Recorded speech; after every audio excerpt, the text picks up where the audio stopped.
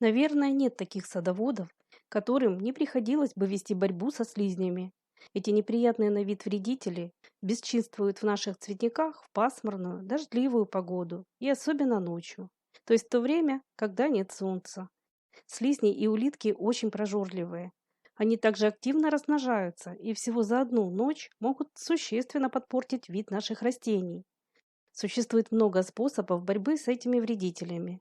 Есть народные средства и профессиональные препараты. Иногда приходится применять химию. Но намного проще посадить те растения, которые слизням будут неинтересные, или же вовсе отпугнут их своим запахом. Обычно больше других достается растениям теневого цветника, а именно хостам. Но, как оказалось, далеко не все сорта любят слизни.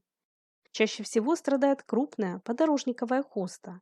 Ее большие, но достаточно нежные и сочные листья– излюбленное лакомство брюхоногих. Зато сорта с более плотной листвой этим вредителям не по зубам. Взять тот же миниатюрный сорт голубые мышиные ушки, у которого хоть и маленькие, но достаточно плотные листики. Крона таких хост всегда выглядит привлекательно, без существенных следов поражений. Еще одним приятным открытием для меня стал тот факт, что растения, посаженные рядом с многолетней геранью, подвергаются нападкам вредителей гораздо меньше. Уже после я узнала, что садовая герань обладает своеобразным специфическим запахом, который не любят улитки и слизни. К ароматическим культурам, которые обходят стороной эти вредители, относятся разные перетрумы с пряным запахом листвы и соцветий. Неинтересная и даже отпугивает брюхоногих обжор, пижма и матрикария. Эти культуры хорошо высаживать по краю цветников, создавая таким образом своеобразный душистый барьер. Красивое душистое обрамление, которое будут обходить стороной вредители, можно вырастить из тимьяна и розмарина. У последнего есть не только теплолюбивые и комнатные, но и зимующие в открытом грунте виды с зимостойкостью до минус 17 градусов. Хотя стоит сказать, что это растение у вас не перезимует при посадке в низинах и в местах с частым переувлажнением грунта.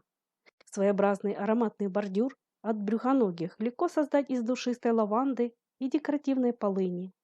Из последней можно подобрать низкорослые сорта, образующие эффектную подушку из серебристой листвы. К таким, например, относятся полынь Шмидта Нана. Подобное препятствие из эффектных густых зарослей с сизой листвой и побегами можно создать с помощью почвопокровной гвоздики. Она и слизней отвадит и не даст возможности насеиваться сорнякам. К тому же ее многочисленные цветочки невероятно украшают сад. Как оказалось, слизкие существа не обитают на растениях с плотной и опушенной листвой. К таким относится чистец византийский. В народе его еще называют овечьи ушки. Листья этого многолетника имеют привлекательную серебристо-серую окраску и своеобразные ворсинки. Растение приятное на вид и на ощупь, но в меню слизням не годится. К тому же чистец еще и лекарственный многолетник. Посадив его в своем саду, будьте уверены, что слизни им не заинтересуются. Но частиц придется своевременно омолаживать. Его кустики со временем разрастаются, а старая листва желтеет и жухнет, что портит общий вид цветника.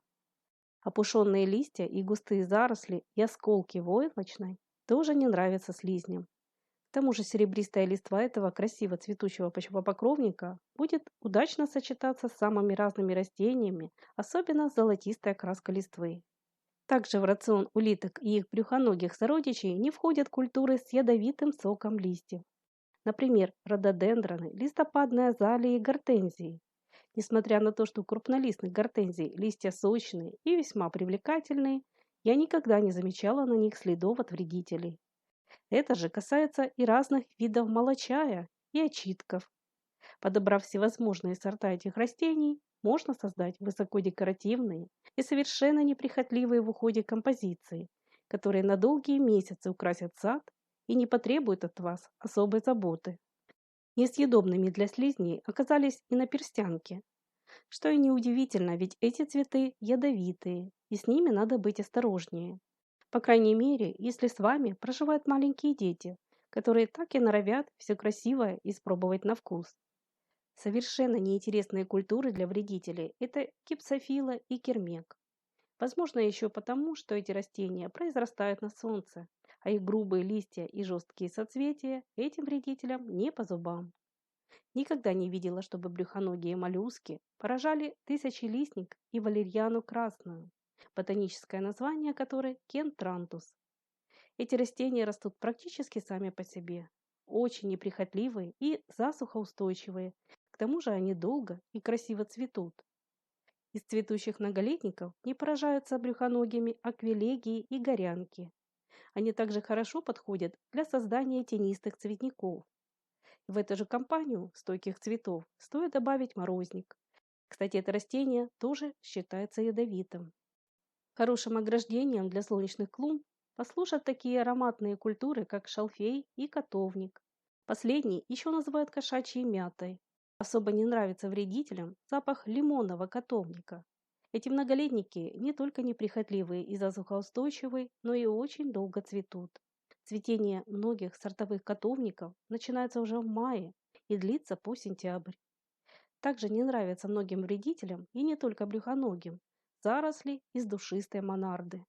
Растение относительно неприхотливое, полезное, к тому же довольно долго и эффектно цветет. Не по зубам слизням, юбки или леники. Эти многолетники образуют пышные кусты из удлиненной саблевидной листвы. Они также очень красиво цветут, тем более что среди лилейников сейчас можно подобрать самые разные декоративные сорта. Юки и лилейники вам также не потребуется своевременно поливать. Это одни из самых неприхотливых растений, которые можно смело высаживать на постоянном солнце. Из красиво и долго цветущих однолетников вредители меньше других интересуются катарантусом и бегонией вечно цветущей. Из этих культур можно создать красочный цветочный бордюр.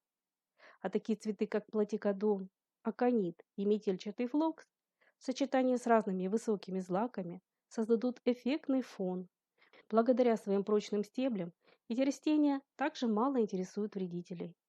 Отводить слизней от грядок с салатом и прочей вкусной зеленью помогут ароматная петрушка и орегано. Также им неприятен запах душистой санталины и пряного базилика. Не вредят брюхоногие таким стойким засухоустойчивым цветам, как эшольция и вероника. Как видите, растений, не привлекающих слизней и помогающих в борьбе с этим прожорливым вредителем, оказывается не так уже мало. В этот список можно добавить еще много полезных культур. Я буду всем благодарна, кто поделится своим опытом и посоветует, какие еще растения обходят стороной улитки и слизни. Не забывайте подписываться на наш канал и нажимать на функцию колокольчик. Также делитесь этой информацией с другими. А если сегодняшнее видео было вам полезным, не забудьте, пожалуйста, поддержать нас лайком. И до новых встреч на канале Добрый сад.